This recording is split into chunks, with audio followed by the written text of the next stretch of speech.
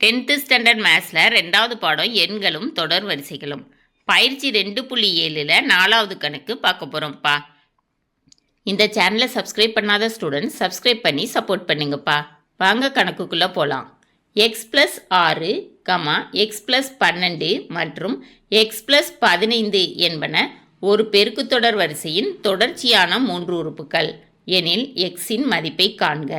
அதாவது கொடுத்துருக்கிற பெருக்குத்தொடர் வரிசையில் இருக்கிற எக்ஸோட மதிப்பை கண்டுபிடிங்கன்னு சொல்லியிருக்காங்க.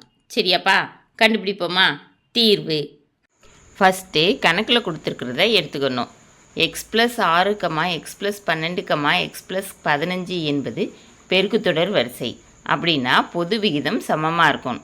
எக்ஸ் ப்ளஸ் 6 T1னும் எக்ஸ் ப்ளஸ் 12 T2னும் எக்ஸ் ப்ளஸ் 15 T3னும் எடுத்துக்கணும். சரியாப்பா, பொது விகிதம் கண்டுபிடிப்போமா? R = T2 by T1 = T3 by T2. இப்போ T2 என்னப்பா? X plus 12 by T1 X plus 6 = T3 X plus 15 by T2 X plus 12. இப்போ வகுத்தலில் இருக்கிற எக்ஸ் ப்ளஸ் 6 ஆப்போசிட் சைட் போச்சுன்னா பெருக்கல்ல மாறிடும். சரியாப்பா, அதே மாதிரி வகுத்தலில் இருக்கிற எக்ஸ் ப்ளஸ் 12 ஆப்போசிட் சைட் போச்சுன்னா பெருக்கல்ல மாறிடும். சரியாப்பா, போட்டு பார்ப்போமா? ப்ளஸ் 12 அப்படியே எழுதிக்கோங்க. இன்ட்டு இங்கே இருக்கிற எக்ஸ் ப்ளஸ் 12 வந்துடும். சரியாப்பா, அதுக்கடுத்து சீக்குவல்ட்டு எக்ஸ் ப்ளஸ் 15 அப்படியே எழுதிக்கணும்.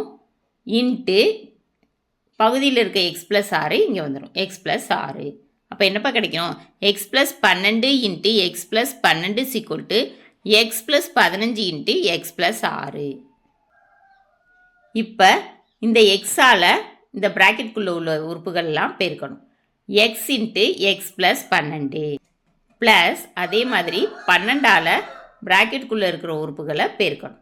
12 இன்ட்டு எக்ஸ் ப்ளஸ் 12. சரியா, சீக்குவல்ட்டு இந்த எக்ஸால் ப்ராக்கெட்குள்ளே உள்ள உறுப்புகளை பெருக்கணும். X into x plus 6 plus இந்த 15ஆல் ப்ராக்கெட்குள்ளே உள்ள உறுப்புகளை பெருக்கணும். 15 இன்ட்டு எக்ஸ் ப்ளஸ் 6. இப்போ பெருக்குவோமா? X into x x square plus x into 12 12x plus 12 into x 12x plus 12 into 12 144 is equal to x into x x square plus x into 6 6x plus 15 into x 15x plus 15 into 6 90. என்ன கிடைச்சிருக்குப்பா? X square plus 12x plus 12x plus 144 is equal to x square plus 6x plus 15x plus 90. சரியா, இப்போது இங்கே இருக்க X ஸ்கொயரும் இங்கே இருக்க X ஸ்கொயரும் அடியாயிரும். ஏன்னா இங்கே இருக்க எக்ஸ் ஸ்கொயர் ஆப்போசிட் சைட் போச்சுன்னா மைனஸ் எக்ஸ் ஸ்கொயர்னு மாறும். ப்ளஸ் எக்ஸ் ஸ்கொயரும் மைனஸ் எக்ஸ் ஸ்கொயரும் அடியாயிரும்ல, அதுக்கு தான் அடியாயிரும். சரியாப்பா, இப்போ மிச்சத்தை எழுதணும். 12x ப்ளஸ் 12x என்னப்பா கிடைக்கும்? 24x plus 144. 6x plus 15x 21x கிடைக்கும். சரியாப்பா, ப்ளஸ் 90. இப்போ எக்ஸ் எல்லாம் ஒரு பக்கமும் நம்பர்லாம் ஒரு பக்கமும் கொண்டு போகணும். இப்போ 21x ஆப்போசிட் சைடு வந்துச்சுன்னா மைனஸ் 21xன்னு மாறும். 24x minus 21x sequel to 90 அப்படியே இருக்கணும். இந்த 144 ஆப்போசிட் சைடு வந்துச்சுன்னா மைனஸ் 144ன்னு மாறும். சரியாப்பா, 90 மைனஸ் 144.